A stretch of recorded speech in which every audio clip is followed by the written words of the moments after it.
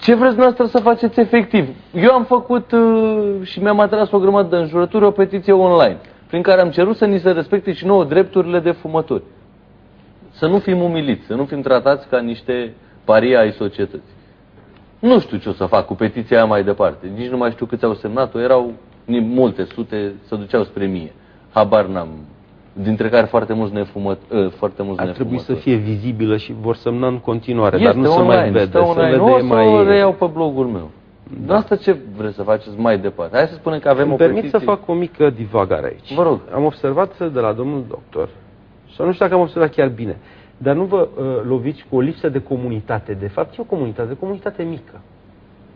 Sau să fie mici comunități mici, mai multe, mici, n-au putere. Vă referiți la consumator sau la faptul că noi încercăm fiecare pe mușchiul nostru să reușim ceva? În esență mi-ați dat răspunsul. Da. Cred că în tot ce facem se întâmplă lucrul ăsta. Mici comunități care nu au putere, de fapt, de a ne exprima dorințele. Acum venim și vorbim despre guvern, despre chestii de genul ăsta. Ok, guvernul nu este un individual. Nu este un individ. Deci el nu are drepturi, el are obligații. De acord cu dumneavoastră. El este ales de comunitate, dar care comunitate nu participă interactiv în a-și spune cevauri. Un mic din comunitatea aia, da? Eu vreau să fac o comunitate. Vrem să facem o comunitate care se referă la modul de viață. Ori când spun că se referă la modul de viață, se referă inclusiv la nu trebuie să se consume droguri, pentru că știm categoric efectele nefaste. Nu efectele nefaste numai asupra individului, ci și efectele nefaste asupra societății. Hai să spunem, exact cum sunt bețivii cronici. Ei, în esență, sunt un efect negativ asupra societății. Problema lui că bea, dar nu poate să șofeze o mașină. Ori fumătorul. Fumătorul ce problemă are? Probabil că o să ni se interzică să fumăm, nu la volan, să fumăm pur și simplu, că nu mai putem să, dacă mirosim a tutun, nu mai putem să șofăm. Stat sau două în America în care deja nu mai trebuie să fumezi în propria mașină și nici măcar în propria casă. Și ce au rezolvat americanii, scuze? Nu știu, unii în Germania știu că într-un land care au fost tot așa foarte crunți cu legea antifumat, locală, mai puternică decât cea națională adaptată, au pierdut alegerile ăia care au dat și le-au pierdut la modul cel mai grandios cu putință. Deși nu am venit foarte bine pregătit, vă pot da niște date aproape precise, deși sunt un pic relative, și anume, Statele Unite au dat, dacă nu mă înșel, în 2002 legea antifumat, da? Sigur, în datele de anul trecut a crescut cu 3% consum. Da? 2. Au o asociație foarte puternică, de la care trebuie să recunosc ne-am inspirat foarte mult și care se referă tot la modul de viață. Deși baza este forces.org. Se referă la consumul de tutun. Țigara. Poate fi... Scuze că vă spun, dar țigara și tutunul intră în aceeași categorie a acestor... Țigara poate fi asimilată drogului? Da, și am să vă zic de ce. Ea dă dependență. Aici este problema, că dacă ai fumat o țigară sau ai fumat două, și ai fumat trei... dependență în general.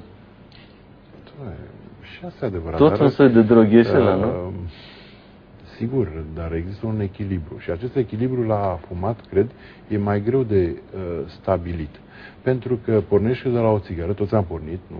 Și eu sunt un fost fumător care m-am lăsat, toți am pornit de la o țigară și am ajuns la 3 pachete pe zi. Adică nu există o limită undeva unde să spui, dom'le, eu încerc și voi fuma toată viața mea 5 țigări. Cred că dacă fumezi acele 5 țigări, nu o să se întâmple nimic și o să ajungi la 100 ani, zic eu, părerea mea. Dar această țigară este un drog. Repet întrebarea mea naiv sau voit naivă.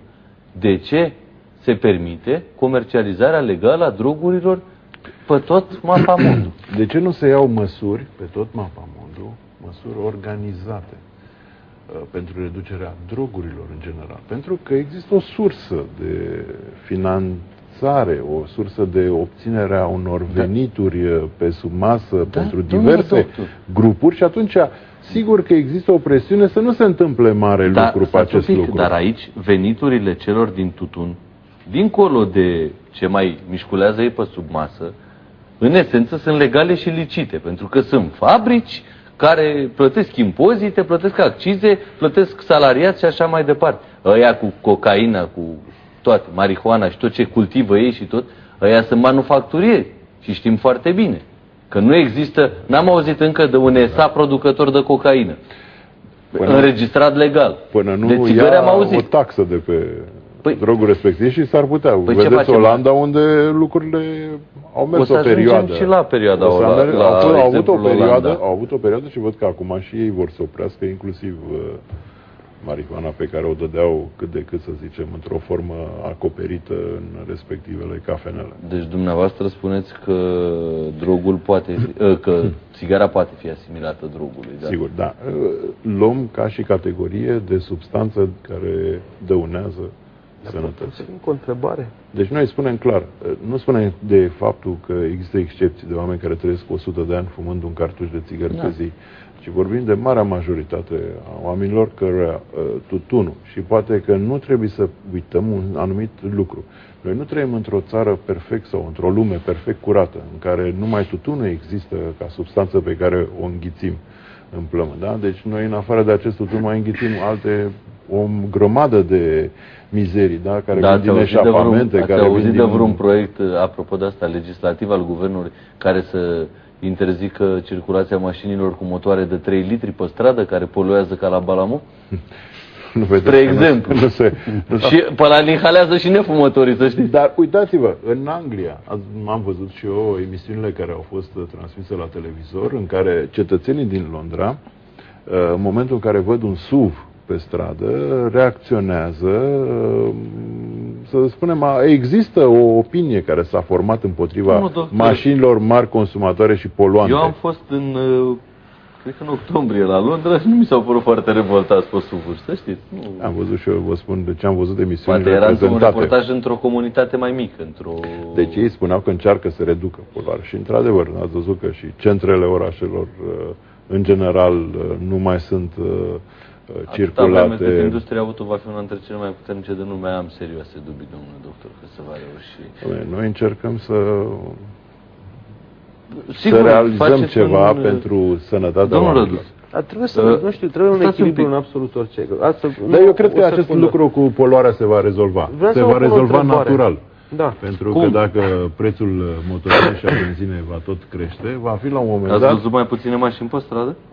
Mașinile vor intra într-o soluție tehnică de a consuma mai puțină benzină și poate mai mult. Multe, că văd că deja au început rezolvări în acest există interes, nu știu, cred că va dura foarte mult sau e un vis frumos chestia asta cu rezolvat. Soluții sunt de multă vreme. Sunt soluții la îndemână. Deci țigările se vând și la 2 pași de unitățile școlare. Vă pot spune cazuri concrete. Clar. Se vând și în spitale, nu la școlii. Se vând în spitale, se vând. În același timp, profesorilor li se interzice fumatul în spațiile închise. Da. Inclusiv cancelarii, inclusiv holuri și așa mai departe. Și e firesc pe holuri, hai să spun că nu o să stai să mergi cu țigara în gură pe holuri. Și scot afară, pentru că nu le mai fac locuri de fumat.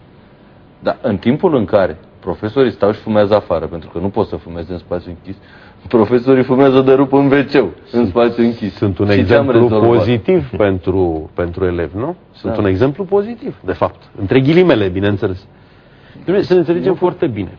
Haideți să vă dau un exemplu concret. Vă dau pe mine, pentru că cred că sunt cel mai în măsură să mă cunosc perfect. În propria familie, mama nu a fumat, tata medic, mare fumător. Cred că toți doctorii fumează de rup pământul. Eu am ast bronșic alergic de la 7 ani, atenție. Fratele meu sănătos tot. Tata, măi, tu n-ai voie să fumezi. Mie, da? De ce? Că ai ast bronșic alergic. Ok. Deci ai o sensibilitate. Cel mic poate să fumeze când vrea. Deci cam asta a fost politica familială. Eu m-am apucat de fumat, fratele meu n-a fumat niciodată. Deci, ce vreau să spun este că nu interdicția rezolvă problema, ci educația. Eu, copiilor mei, nu-mi doresc să fie nici bețivi, nici obezi, nici fumători. Încerc să educ echilibrat și, în schimb, le voi respecta opțiunea în viață. Acum vorbim despre droguri. Pentru mine este din discuția acest aspect.